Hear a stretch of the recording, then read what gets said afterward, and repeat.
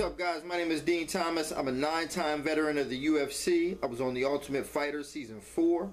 I've been fighting MMA for a very long time. Since the 90s, I fought in almost every major organization there is all over the world.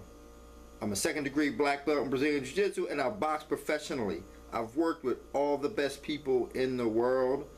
MMA is something I'm very passionate about, and it's something I want to share with you guys. What I want to talk to you guys today about is scouting your opponents, breaking them down, getting to know them so that it can give you the best chance for success in the fight against them. Now, I know what some of you are thinking. You don't like to watch video of them. You know, you're better, you're gonna do what you do, and that's it. Well, let me give you guys a quick story about me and how I suffered from that same mentality.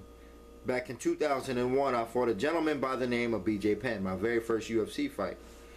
At the time, we didn't have access to a lot of video, and even BJ didn't have a lot of fights, so I couldn't really do a in-depth scouting report on him. Even if I could, I wouldn't have, because I thought the same thing. I thought, you know, he's a jiu-jitsu guy, I'm gonna beat him up. He just won the world championships.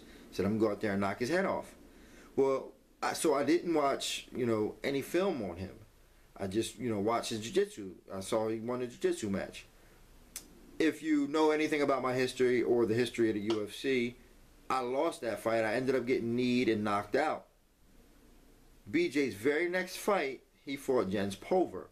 One thing I noticed in that fight was that he threw that knee over and over and over instinctively without thinking, which leads me to believe that that's something that he probably does and probably had done a lot in training, and I'm sure he may have done it in fights prior. Had I done my scouting report, if I had the access to do it, I might have been able to change the outcome. So what I'm trying to tell you is, don't be closed-minded.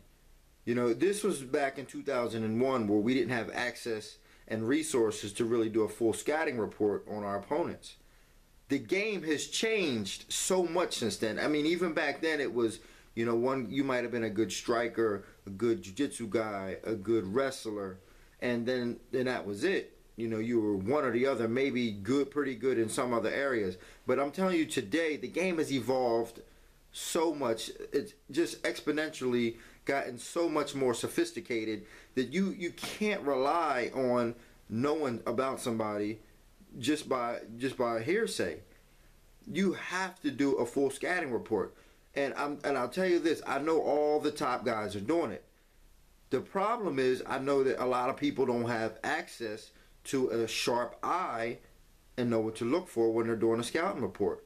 You're looking at it and you're saying, okay, this guy can punch, this guy can wrestle, this guy can do jiu-jitsu, and you're not getting a full, detailed, in-depth breakdown of your opponent.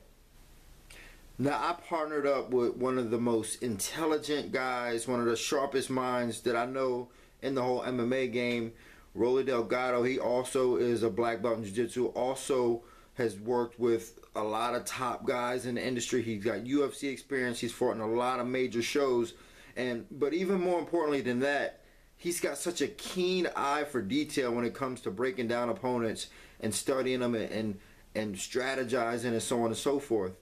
And I partnered up with him. We want to offer you guys a very unique service.